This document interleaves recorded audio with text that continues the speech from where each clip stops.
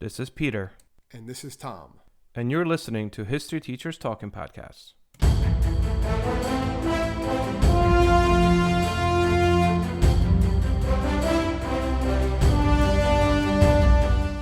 All right, this is Peter Zablocki and Thomas Reska, and we are back with our podcast. What do we got today, Tom? What do we got? I'll tell you something that we've been talking about on and off and finally decided let's just, Just do it. Just like when you rip the Band-Aid off and just do it. So, all right, we're going to do it. And we're going to talk about basically the history and the beginnings and then the decline of Saturday morning cartoons. Absolutely. Which don't exist anymore. It's a historical topic. Yeah, like the kids now. I mean, obviously, there's reasons why, and we'll get into that. We'll get into those. But obviously, cartoons still exist. But it's just the whole idea of waking up super early on Saturday morning, running downstairs, putting on the TV. You forgot one thing.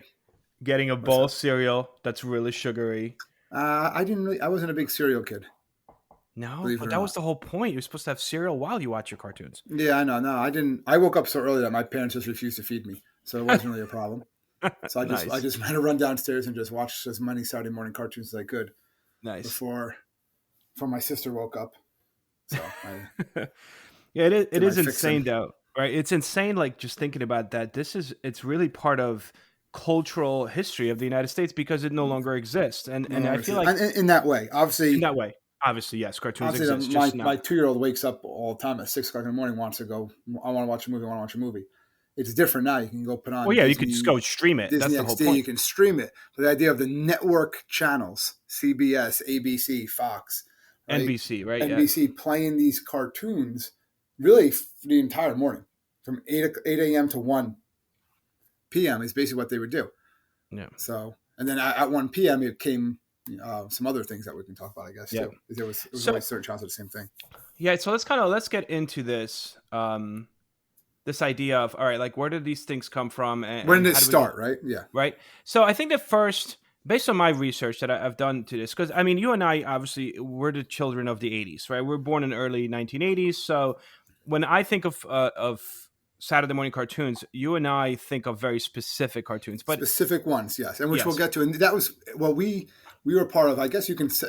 Some people call it the golden age, or really was the age of the half-hour toy commercial. That's really what it was. And we'll get to that. We'll get in more detail, but that's what it became.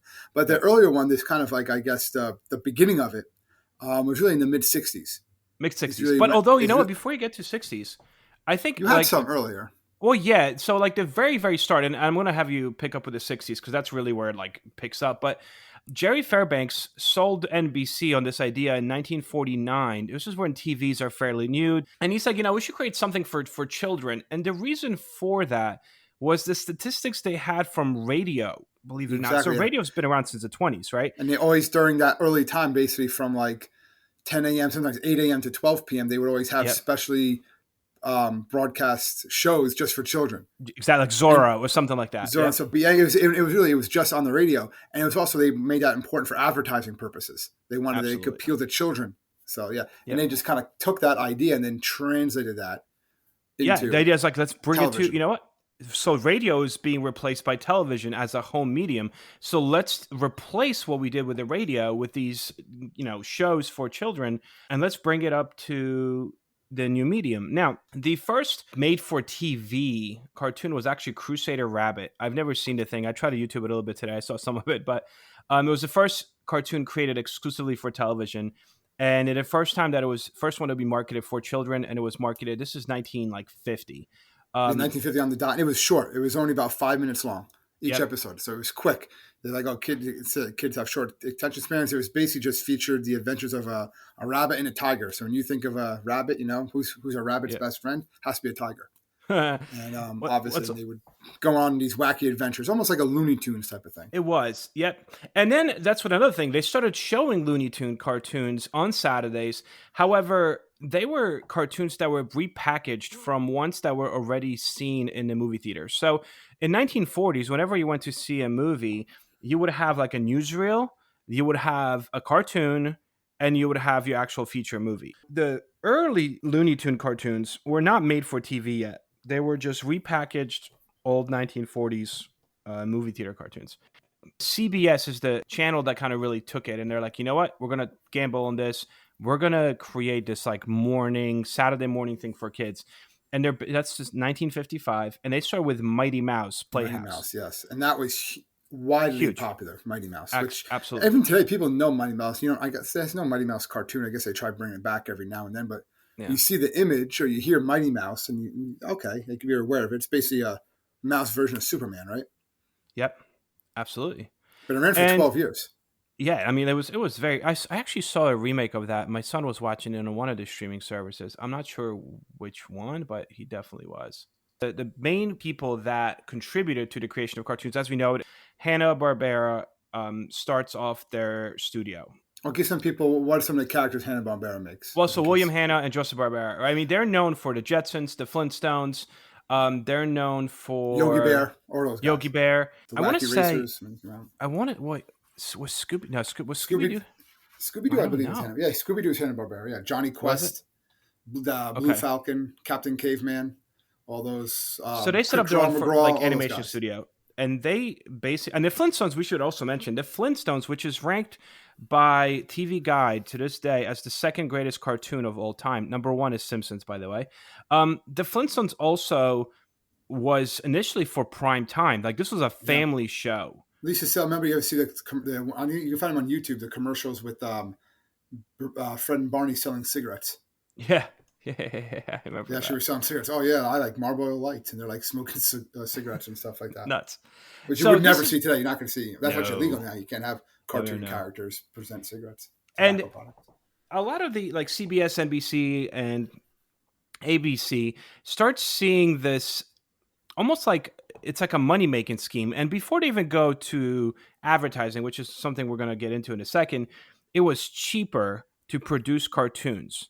And the reason Absolutely. why it was cheaper, specifically with Hanna-Barbera cartoons, the characters were often drawn with minimum motion. So if you really look at those early ones from like the 50s and early 60s, Oh yeah. if the only thing that was really moving is like the character would stand there for like probably 7 seconds, and the only thing that was moving was the speaking part. It was their mouth. That's it. You know what I mean? The design was also geared towards efficiency and action. So a lot of the Hanna-Barbera characters, Jetsons and Flintstones included, were designed to wear wide collars around like their necks, so it'd be easier to show them turning their head by simply flopping the drawing of the head on the collar, which is crazy. Like they cheaped out. The only thing that made these cartoons really popular wasn't the art of them, it was the writing. Like they were very sharp and witty with their writing. And that, that's kind of how these different Well, yeah, networks save kids liked money. it because it was a cartoon, but Yep. then a lot of the parents would watch it and they could tolerate watching it. That's what it was. Yep. And it's kind of like a idea that like a lot of the cartoons, like the very successful Disney movies and Pixar movies, whatever that they use today, that they have these little in jokes that the parents get. The kids might not give the kids. It's a cartoon; they love it, but then the parents kind of get the dialogue, the double entendres and stuff like that. Yep. 1966 is the most important turning point in the history of Saturday morning cartoons. That was when the three biggest major networks, ABC, CBS, and NBC, decided that Saturday morning there will be a broadcast of just animation. The entire block on Saturday morning will be animation. All three networks jumped on board in 1966, and they stayed there for quite a while, like, Oh yeah, decades.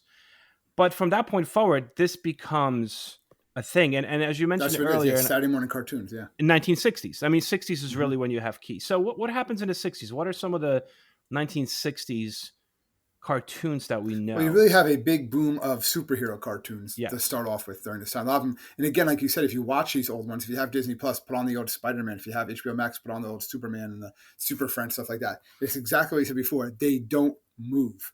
It's almost like a comic book, and you kind of just the mouth moves. That's why Spider-Man was so easy to make. They said too because he wore a mask, so it was even easier.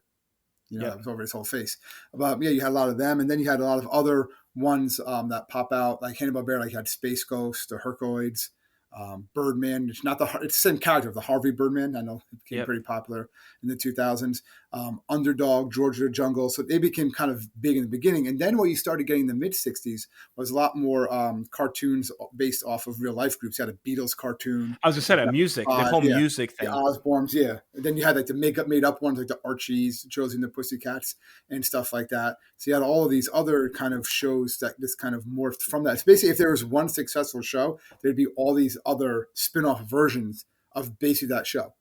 Like you had Scooby-Doo becomes really popular, right? And then you had a bunch of these other ones that were kind of just like Scooby-Doo, where it was like these teenagers with a dog that would solve mysteries, or teenagers with this talking Yep. car that would solve mysteries, or teenagers with this ghost that would do what? They would go and solve mysteries.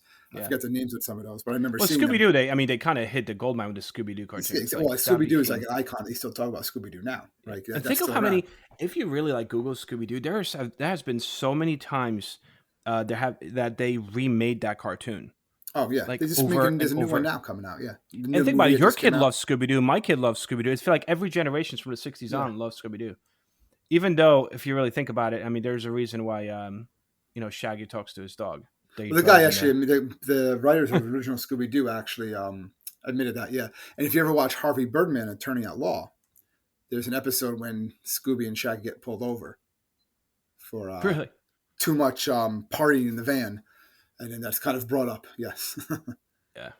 Kind I of mean, again, interesting. we could allude to the It's fact, what it is. yeah, right. We could allude to the fact that that's not something I discuss with my kids, but there is a reason that Shaggy understands his dog, and that's primarily because Shaggy is kind of high throughout this process, That's why he's always hungry. and that's why he's always hungry. He's got the munchies.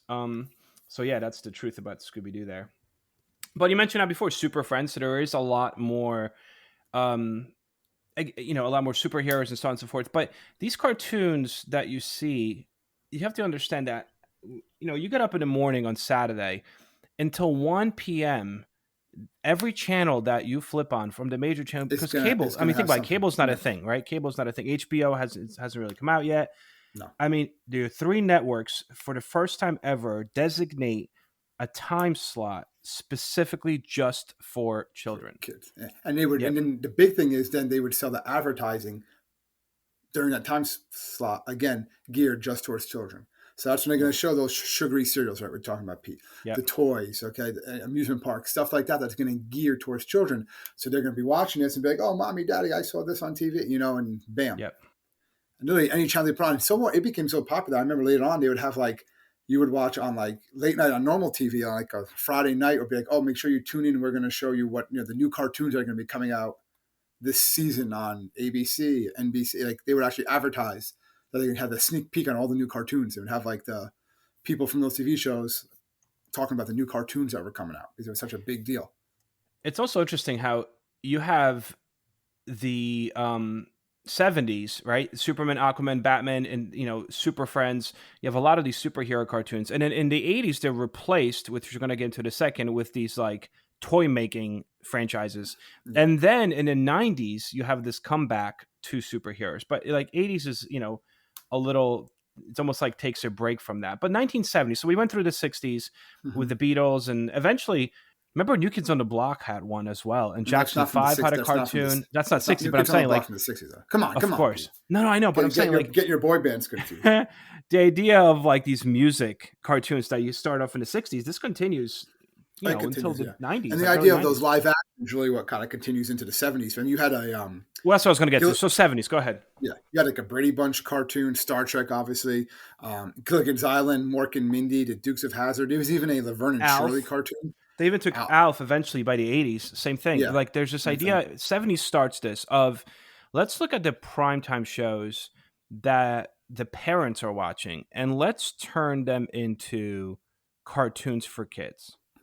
So it seems I feel like 70s, and you still have the carryover of Hanna-Barbera from the 60s. You still have the Scooby-Doo. Yeah, you have all those. You still have a lot of elements. It's a lot of also of some of the big movies that come out also get these, and they're not considered canon. So that's another thing I remember reading about every website talking about. The Partridge Family TV show had nothing to do with the Partridge Family cartoon, and a lot of times it wasn't the same actors. They tried to get a lot of the same actors, but a lot of times these animation companies, again, like I said before, they're just trying to make money. They're trying to turn a profit. So they're if they don't get the same actors that with the same voice, they don't care. They're going to try, but if they want too much money, they say forget it. We're just going to hire someone else. But they also start doing familiar characters like Tarzan, Planet of the Apes, right? Yep. Lassie. Are all these ones kind of popping on? So Probably one of the they biggest basically ones during took this. franchises that already existed in the 70s, Yeah, yeah, and they made them into cartoons. yeah. There That's is basically what they're doing. also, and this is by this time, by 1970s, is when you start to have some backlash.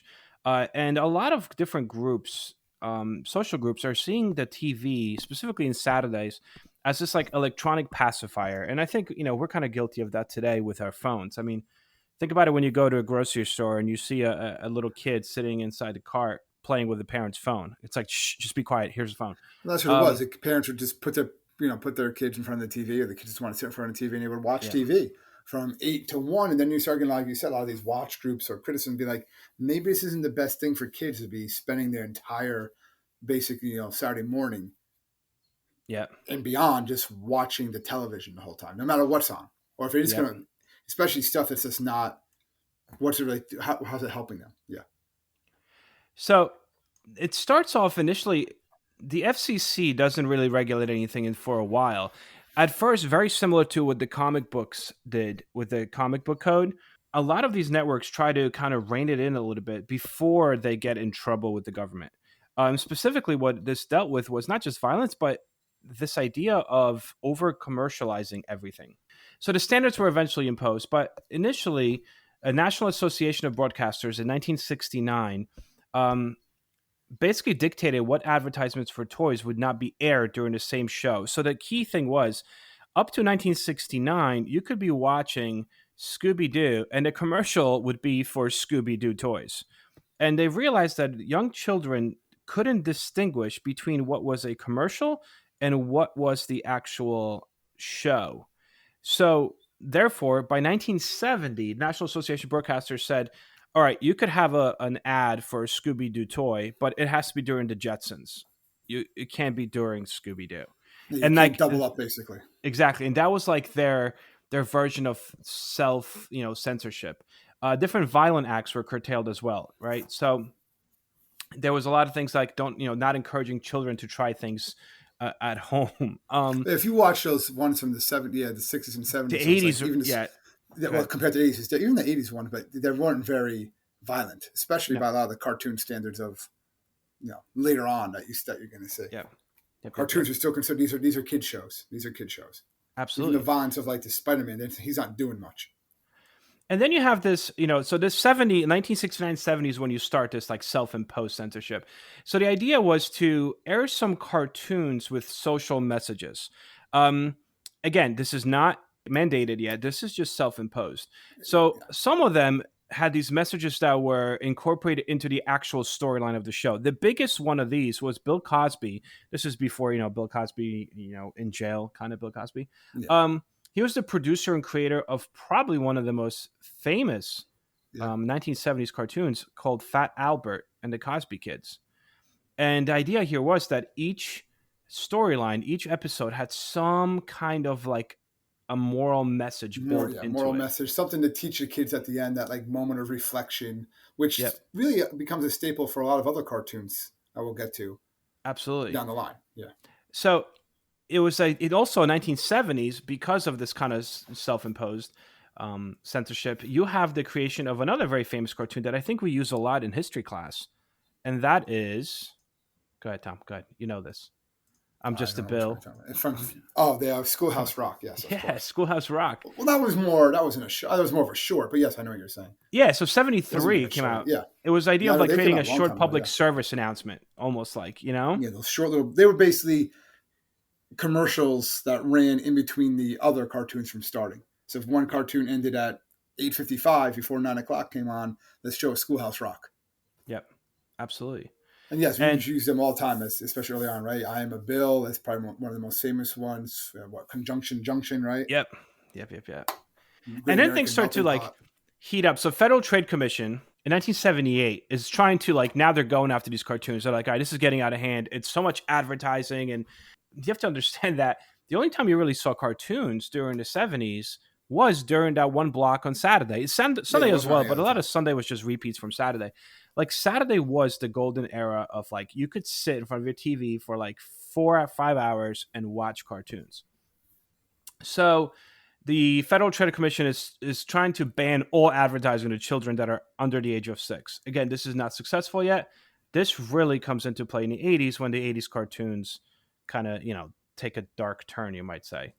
Well, what Um, happened was, should we yeah, get into it? yeah, get into it. I mean, those Well, are our basically, cartoons. Ronald So. Reagan becomes president, and Yep, he had a lot of much looser FCC yep, interpretations of the laws under program regulations under Reagan. yep. So it basically became known as the era of the half-hour toy commercials, right? And the Yes. first of these was a toy line that, again, what they would, they make a toy line, then they would make a TV show to kind of go with it. So Yeah, the they would kids watch the TV start the show, toy line often and then make the TV show and then make a around it. TV show. Yeah, and naturally, the point of the TV show was just to sell the toys. And the Exactly. first of these was Masters of the Universe. Absolutely. Which is coming back on Netflix. Which is, I was going to say, I think it's coming back on Netflix when we're filming this. It's coming tomorrow. We usually thought it's actually going Oh, to be. is it tomorrow? Oh, dude, July I'm so excited. 23rd, right? Yeah, so July Yeah, that's what 23rd I'm is doing actually all day tomorrow. when That's the new Netflix version comes out. And again, so in these, if you ever watch a Netflix show, the toys we made grew us. up with, or toys that I think made those us, are toys whatever. that made us. Yeah. Toys that made us. There's one just on Master Universe. And they talk about this. They just say, "Oh yeah, They said, oh, this is great, but we need a cartoon to go with it." They're like, okay, so you just put together a cartoon, and then that was the first of a long line. A lot of these basically toy commercials. You have Master Universe, right? That's He-Man. In case people are a little confused. By the way, He-Man, before right? you go on with the He-Man thing, just this is how crazy it was. The company that was Mattel, I think, that made them. Mattel. It was Mattel, yeah. Yeah. So Mattel made the actual He-Man toys, right? And they had this leftover tiger from a different toy line that just wouldn't like sell. It was just like it was a giant tiger. Yeah, and it wouldn't sell. Action guy, yeah. And they're like, "Oh, we produced so many of these. What do we do with these? You know what? Why don't we repaint it, put a saddle on it, and we'll make this He-Man guy ride it? All right, perfect. Boom, Battle Cat." Yeah, because the He-Man figures were bigger, so it's like, all right, yeah, fine. So instead of just being a giant tiger, it's a tiger that He-Man rides. Okay, go, and it kind of just went with it, from there. A lot of the characters they create are not like like the skunk guy is called Skunker. Okay, Yeah, no nuts. So what are some of the other ones? I mean, obviously, you're also 1980s. One of the biggest surprise hits in 1980s was the Smurfs.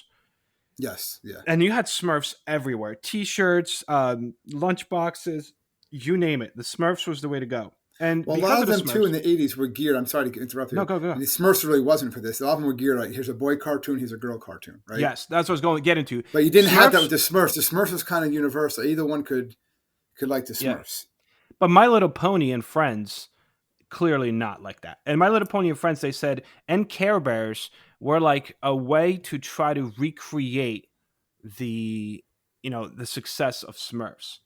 But then you have I liked Care Bears. I actually still like Care Bears. They could shoot laser beams from their stomach. I used to remember that. It's kind of cool. Nice. But going back to what you just said, the female, male, boy, girl, again, we're trying to sell toys. For He-Man, for every He-Man, you had a She-Ra, right? Princess of Power. Exactly. Yep. Princess of Power. That was the idea. You had, the Transformers. That was the Transformers movie. What a sad movie. Well, the whole point again, but again, we get to the Transformers. Transformers movie was interesting. Again, we could talk about this a lot. Transformers, obviously, right? Again, it's taken a Japanese idea of basically it was these cars and vehicles that were turned into robots, and the little pilots that were going inside them. That's why if you have the old Transformer toys from the 80s and the Autobots, they like parts open up. There's supposed to be a little guy that goes inside. Microman series, I believe, is what they were called. And they just rebought them and repackaged them as the Transformers and changed it. Now they're just robots that turn into cars, whatever. But basically what happened was the kids bought all the toys by the mid 80s. So everyone who wanted an Optimus Prime, a Bumblebee, a Wheeljack, they had them. So now all right, what are we going to do? And this is kind of what they didn't fully understand. So if you watch the beginning of the Transformers movie, in the first, I don't know, maybe 20 minutes, all the major characters that the kids grew up with or the kids really felt a bond with, they get killed. Like brutally. They actually get like their heads blown off. And then in the first half hour, Optimus Prime dies. And it was just so much outcry over this that eventually in the cartoon, they do bring Optimus Prime back and stuff like that. They just didn't realize that these characters meant so much to people. But they had to change the ending and change the G.I. Joe movie that came out just a year later. Also with Hasbro. I don't know if you knew that, right? The G.I. Joe movie, Duke is supposed to die in that movie. And they just kind of say, oh, no, he's in the hospital. He's okay. And at the end, you see him back. They had to hastily put it together because there was so much outcry. People left the movie theater. kids crying. Oh my god, they killed Optimus Prime. I You had know, so many GI Joe toys, and I always wanted to have like that big aircraft carrier. Like that was the dream. that was a big Remember one. that? I I never mean, had like that. I remember again, seeing it. Yeah, but like the idea of like watching this cartoon and and then knowing having the that, guy that yeah, was a and big having thing. a guy, you're holding the two guys that are on the screen. You're like, That was oh, it's so amazing. awesome. But to I be mean, that's fair, the toys never looked exactly like the no, cartoon. of It's not course not. like now they have like the collector's editions of like certain toys. Yeah. You buy those exactly the old cartoon. They did not look anything like it. But GI Joe was one that used to have. I always remember those things at the end of GI Joe, right?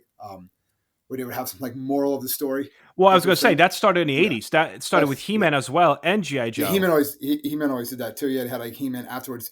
He'd be like, "Oh, today we fought Skeletor, but you guys shouldn't fight evil. Instead, you should call the police." They do something like that. Yeah. And GI Joe's always like, "Oh, if you see a down power line, don't pick it up." I mean, they used to always be the one who, like, remember knowing's half the battle. And it took me years to be like, "What's the other half of the battle?" And I realized the Nice. other half of the battle is shooting the enemy with your laser gun. You know, that's the same thing. Like Nice. the Transformers, the GI Joe, they were like trained warriors or computer robots, and they never hit their targets except in the movie. Like Yes. they were never hit where they were shooting at. Yeah. Just lasers everywhere. Which when Lasers you're a everywhere. kid, you love it. You're a kid, you But love it. you brought up this great point in 1980s, and I remember this specific. Like I really specifically see this in my head now. All of these, which was the idea of like kind of self-imposed and the pressure from the FCC that instead of like making cartoons less violent or making cartoons have a bigger moral lesson within them, they like slapped on this like last 30 seconds at the end of each one. Exactly. That's like It how was like, some and yeah, this is the our way of violence saying, was still some were more violent than others, but the violence was still kind of mediocre compared to what you're going to see. I say even now when you watch some of the cartoons now, well, yeah. that my Well, kids that's watch, because like we should mention that. That's because now, if you're in streaming, I'm sure we'll get to that. You no longer fall under the same rules and you regulations know, as the formats. Yeah. Children's Television Act in Same thing if 1990. it's a channel that just shows cartoons, it's a different type of thing. Yep. So 1980s, again, beside this idea of like trying to this like capitalism at its core. You have That's what it movie, was, right? cartoon, toys, and video games, and they try to how do we combine all of that to make the most money Yeah, possible? and some of the best examples of that I would say would be Ninja Turtles. Obviously, they came out in the Absolutely. 80s. Started as a That's comic comic book, book, video game. I mean, the and biggest then they're selling arcade at the toys and time. became huge. They had a movie, and then one based on a movie was the Ghostbusters. They had to call The it the real real Ghostbusters. Ghostbuster because there Uh-huh. was a Ghostbusters prior Hmm. cartoon. So they had to call it the real Ghostbusters, and they even had like the voices that sounded like Well, just um, think of it this way: Rambo, Bill Murray The and stuff like Force that. of Freedom. Rambo, yeah, I remember watching yeah, this cartoon. I actually own a couple of DVDs of Rambo, Force of Freedom, and Rambo was a rated R movie, and now and they you have a turned to a cartoon for cartoons children for with kids. Yeah, toys. yeah, Chuck Norris, Karate Commandos. That was a yeah. cartoon. And he started mostly rated R-rated movies, in the time during this, mid '80s, I guess. Was there a You Terminator cartoon? I know there were the toys. I There know was there were a the there was a toys. RoboCop, which was like a hard RoboCop. R, like rated R, Hard R, yeah, and they there like was a killed RoboCop cartoon. constantly. I know, yeah, but I Yeah, oh remember yeah, that was RoboCop. almost NC-17, and that was a cartoon. Mr. T had his own cartoon. You Um, name it, they had a cartoon in the '80s, and they probably had a cereal that went with it too. It's like you yep, said, everything in the '80s was all about. It was a decade of decadence, right? All about yep. the like capitalism at its fullest, and you had all these TV shows, and you had a girl once say Jen and the Holograms. You had probably another famous one. I know we'll get emails if we don't mention, like the Thundercats and stuff like that, which they've brought back tried to bring back a couple other bunch of times. I like Um, Thundercats. the I'm a animation fan. still holds up. The storylines are like, oh, okay, but like the But whole like just to story and give you like the animation stuff. example, like I mean, again, I think you don't have to give any more examples, but they had cartoons to try to make this market of like let's sell things. I There was do. a Rubik's Cube cartoon. They had Well, you had Mario cartoons Brothers. for You had Karate. There's a Karate Kid cartoon. yeah, but like video games, you had Pac-Man, Dungeons and Dragons had its own Dungeons and one. Like Dragons. Yeah. they went all out. They went all out. But this is Yeah, also when if it was parents are starting to get a little like, all right, you not are my parents. basically selling things for my kid. Well, think about it. You would finish every cartoon and be like, Mom, there's a new character today. Yeah, probably. But I knew I wasn't going to get it. I could always ask. I knew I wasn't going to get it. But I'd have to wait for birthday or Christmas, or like until one of Yeah. my single uncles came over to visit, and then they would bring something. But Yeah. again, like certain people were complaining, but I would say others were just like, hey, whatever makes them happy. Like give them a Yeah. couple hours, fine, and then they're not bothering me. So That's I what it was. remember I didn't always watch the Saturday morning cartoons. If something else was going on, I would do something else. It happened to be if you're not going anywhere that Saturday morning, or you don't have whatever your baseball, whatever. You're just gonna say it's a rainy day. You sit there and watch You watch Saturday morning cartoons. cartoons. And Yeah, again, why not? people today, like especially like our students listening to this, I mean, remember, guys, there is no streaming. The only thing you watch is what's on And it TV. was on once a week. So that Exactly. was another thing too. It wasn't like you could sit and watch 5 episodes in a row, or oh, Nope. they're going to show a mini marathon. No, no, no. You're going to watch this one episode. That's it. You're Yep. going to get, if it's your favorite show, if you love Transformers or He-Man, you're going to Once a watch week. the once a week, 30 minutes, really 22 minutes, right? Without the Yeah. commercials. And that's it. And then after that, you're going to have to wait a whole other week, all right, before And you're it's going to not be able really to till watch it the again. 90s when they start doing morning cartoons and like the afternoon block from like 3 to 4, 3 to 4 or Yeah, the 3 to after 5. school block. Yeah. Yeah, and that doesn't really happen really And get that's a into like different set late of 80s, cartoons early usually too. 90s. Yeah. But, so we're talking no streaming, you know, if you were lucky your parents had cable, they might not have had cable, but this was your time to watch It was your time cartoons. to be a kid. It was your time to be a Exactly. kid. It was, you were experiencing, like I said, the decade of decadence, whether you knew it or not as a kid. All right. That it was part of culture. You would go to school on Monday. Did you see the new this? Oh, that was so cool. Did you see this commercial for this toy? Like that's what it was. That was the water cooler talk amongst 6 and 7 year olds. Yeah. I mean, By Kool-Aid. Anyway, yeah, 1990. So getting out of the 80s, their FCC had enough, and they passed the Children's Television Act in 1990, and basically, it's meant to increase the quality of education and broadcast TV programming for children. And specifically by 1996, the federal government dubbed down on this and became known as KidVid rules,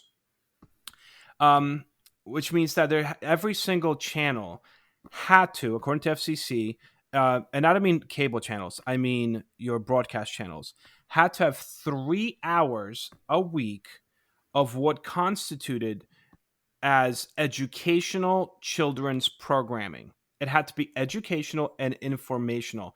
It was required for each network. So channel 11, channel 9, channel 2, channel 5, 4, whatever. They had to have 3 hours per week. Now, none of these networks wanted to waste prime time, right? To showing these things. Yeah, insert and show educational informational programming for children. So the only spot that they saw this as like, all right, the one good place where I could plug this into was the already existing block for children, which was Saturday morning.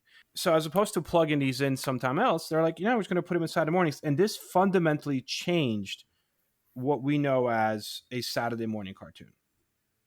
yeah. And you You started have, seeing a lot of change in the early '90s because of this. yeah, NBC was probably the first one that kind of just abandoned their all cartoon lineup, yep, and then they went to what they called TNBC, which yes, featured Saved by the Bell, California Dreams, I think Hoop Time and stuff like yep, other these teen sitcoms. They would show these instead, which again always had some sort of moral. It was crazy hijinks, but at the end, everything got yep. fixed. Everyone was happy. The morally just right thing was done, and there was a nice bow around it.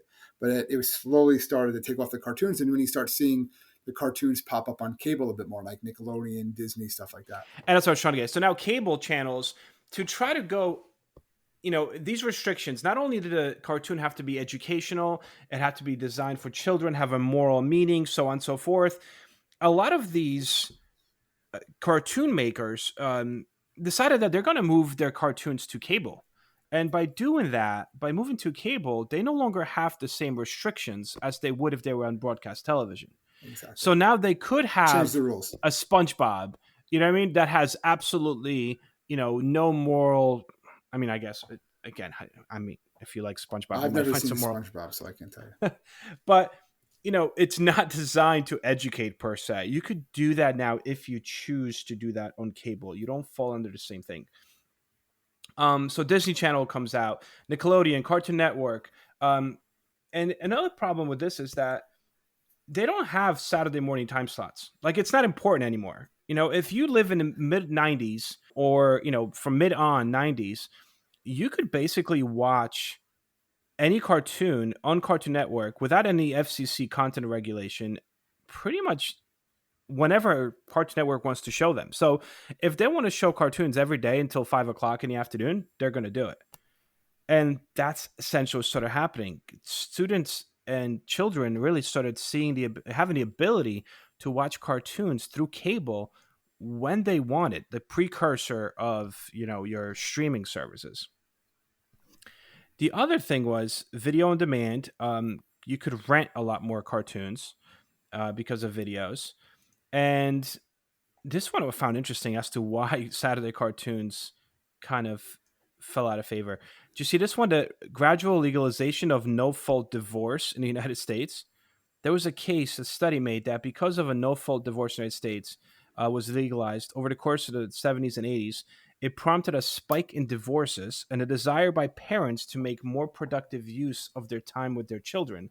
So, because visitation periods for the secondary custodial parent often occurred on the weekends, and specifically Saturday mornings, afternoons, so on and so forth, it changed routines for children. So that way they didn't watch as much because there's this one study that looked at Yeah, no, I did divorce see rates, that. which is kind of Well, interesting. they were high during that time, yeah. So they said, I want to spend more time. They also had kids doing more Saturday morning activities outside the home. Again, they were Yep. going more to baseball, basketball practices. Maybe they're in like the scouts or something. That's when it would be. So they just didn't have the time to watch them. So you're not seeing that as much. And then also they said the growth of the home video game systems That's what I was going to get by to. this Atari, point. Nintendo, Sega, others Yeah, like that kind also of took it changed away. it because the kids be like, I'm going to play some video games. So again, they're not, and those the FCC can't get involved in that. They can't say, well, we don't want you playing video games during this Yep. time. So the kids are like, all right, nothing's on. I don't like what's on. I'm just going to play video games from 8 to 1 instead of watching cartoons from 8 to 1. And Yep. that's what happens in a lot of houses.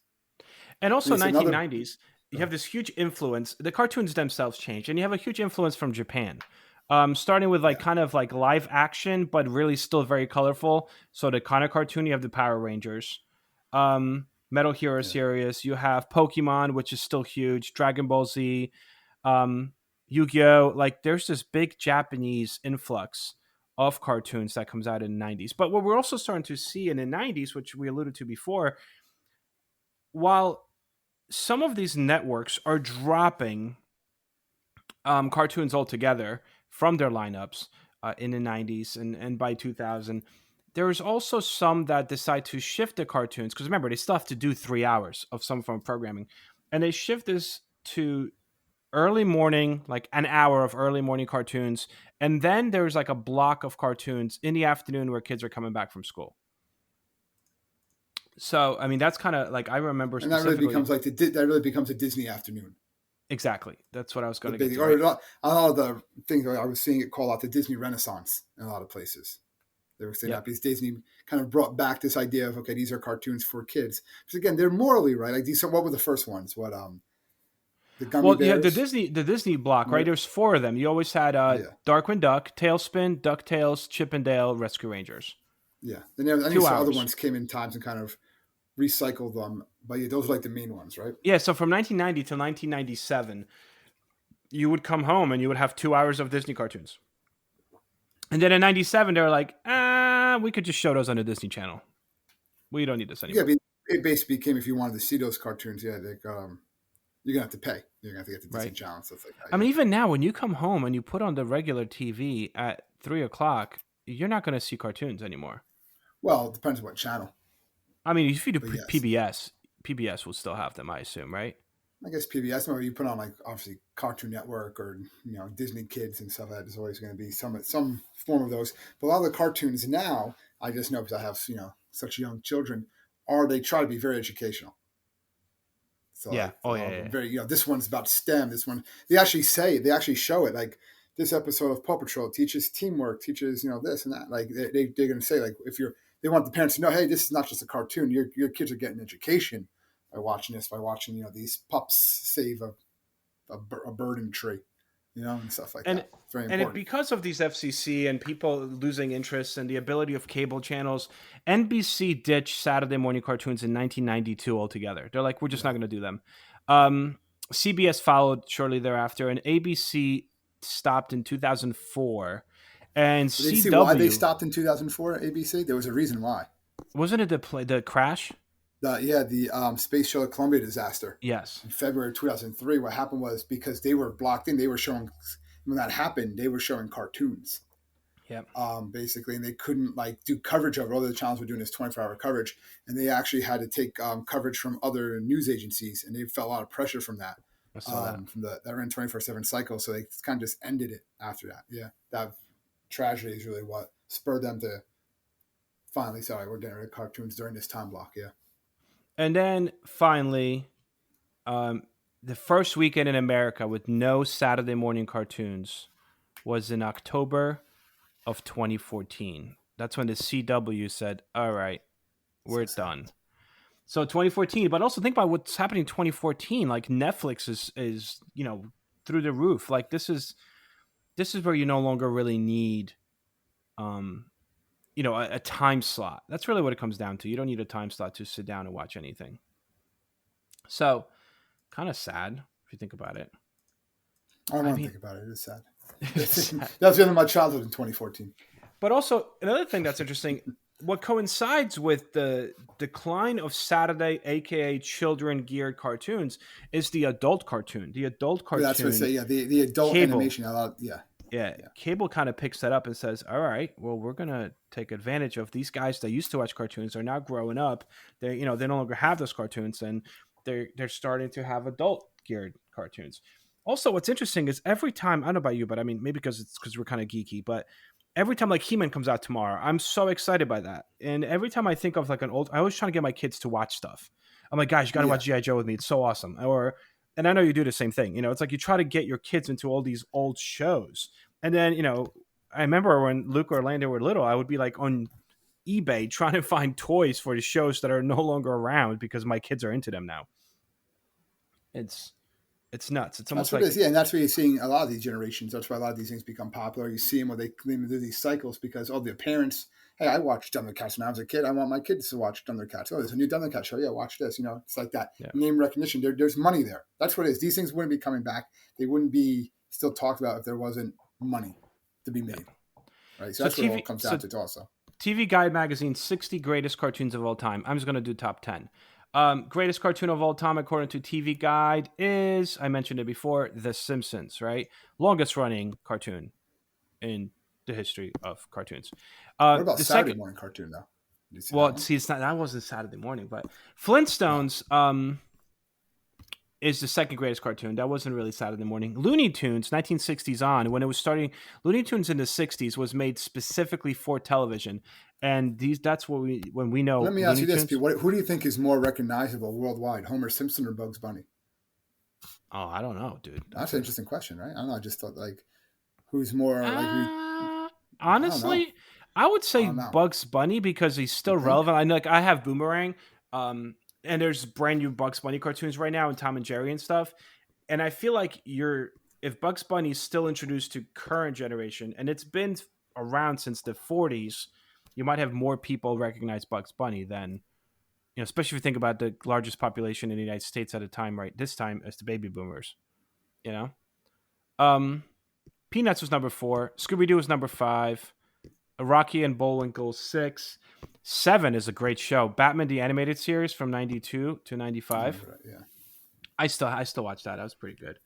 Number 8, SpongeBob SquarePants. Number 9, Family Guy. And number 10, South Park. I remember when South Park came out, it was so like, oh my gosh, I can't believe I'm watching this. Like, it was so, And it's still on. yeah. That's the crazy thing too. It's still on. It's still like relevant too. I mean, I haven't seen it in years, but I Again, did not watch. not I a did parts of their. Someone told me to watch it. One of my coworkers. The quarantine special. And I was like, oh man, they take it to it. They take it to him like, a wow, whole this is a nother extreme. cartoon. Sometimes it'll be on and like, just switch to the channels to come on. Like he's like, oh, what's that cartoon? I'm like, no, no, no, no, no, no. That's not something that you can just leave on. It's not a cartoon for you, you know? So before we finish, I did find an interesting website that actually runs. This is 1980, so this is 2 years before you and I are born. But it shows you the lineup that you had on CBS, ABC, and NBC on Oh, really? Saturday mornings through Oh, 1980. it's probably amazing.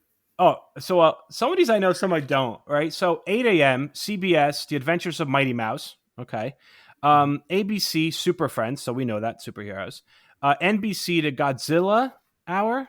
I didn't know Yeah, that was I the do. thing. I remember it was a Godzilla. At Yeah. 8:30 on ABC, you had Fang Face. At CBS, you had Tom and Jerry comedy show, and on NBC, you had Godzilla. So it was like 2 hours of Godzilla for NBC. Then 9 a.m. NBC has Flintstones. ABC has Fonz and Happy Days Gang. the thing we're talking about. This is the 1980s, so that transition from the 70s Yeah. of based on other things. CBS had Bugs Bunny and Roadrunner show. Then at 9:30 and 10 a.m., you had Richie Rich and Scooby Doo for ABC, Bugs Bunny and Roadrunner show for CBS, and Flintstone Comedy Hour for NBC. 10:30, Scooby Doo Classics, ABC, All New Popeye Hour, CBS, Daffy Duck, NBC. 11 a.m., Thundar the Barbarian? Dundar, yeah. Thunder, I don't Dundar. remember that. He's a guy. ABC. He had like a laser sword, and he rode around. He was like a He-Man. Well, I guess He-Man was kind of rip off of him in a way. So he rode around and like this guy that helped him out. That was like his, Really? I don't know what he was. He was like a lion ape or something. I don't know what it was. But Hanna-Barbera. It was Hanna-Barbera. Yeah. CBS had Popeye, NBC Batman and the Super 7. Batman and the Super 7. I got to look that up. And then eventually they finished off with you had Plastic Man, ABC, Fat Albert, CBS, Johnny Quest, NBC at 12, 12:30, Tarzan, CBS, and the Jetsons on NBC. And at 1 p.m., the American Bandstand from 1950s all the way through to 1980. I remember that Bandstand. That was right? on what? I forget what. Yeah, it was on what channel was that? It was on ABC. ABC. I remember Fox would have, or one of them, probably NBC actually, would have at 12 they would have wrestling. That would be the big thing too. That would on Saturday mornings. You would watch like WWF superstars and stuff like that. Crazy. Well, you got anything else about cartoons? Well, I just saw some interesting fact I saw that was kind of how they become, these characters become big important icons, obviously. But one of the things was that Fred and Wilma being shown in the same bed was actually the first time that was ever shown on television. Yep. Like Out of Lucy, they were always showing separate beds and stuff like that. So actually, a cartoon couple were the first time you saw a married couple share the same bed in a TV show. Yep. And first live version of that was Brady Bunch. Yes. So, which is like the 60s, right? Yep. Wow. Crazy. So yeah, I mean, I guess that's it. Right. Well, there's a ton of stuff. I mean, people are going to say, "Oh, you forgot about this cartoon." We're not talking about each and every cartoon. Yeah, that's not the point. I've been talking about DuckTale. I mean, we're not doing a history of let's talk about Huey, Dewey, and Louie.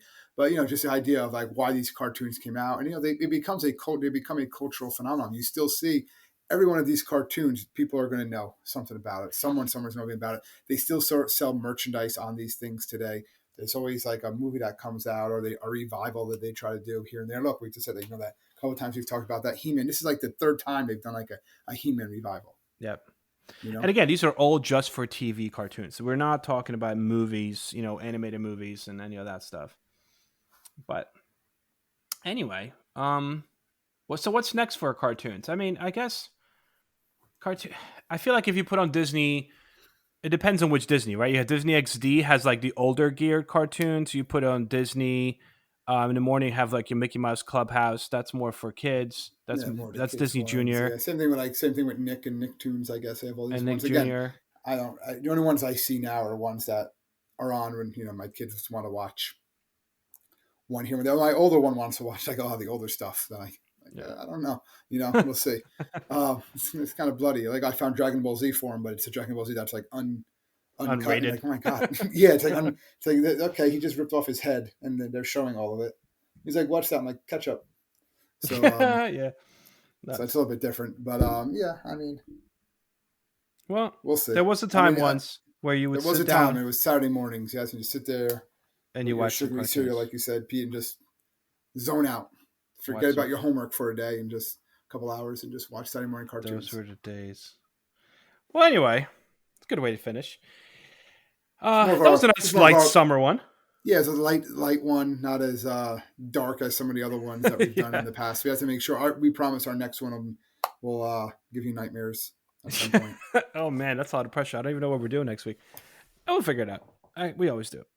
Anyway, so everyone, thank you so much for tuning in once more to our podcast. As always, we appreciate it.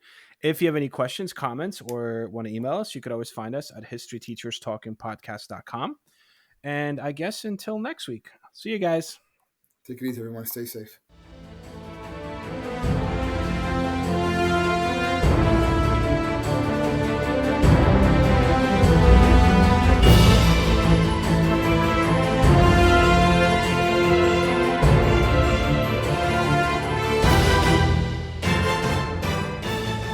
I hope everyone enjoyed our podcast, and if you would like to email us, you can do so at historyteacherspodcast@gmail.com.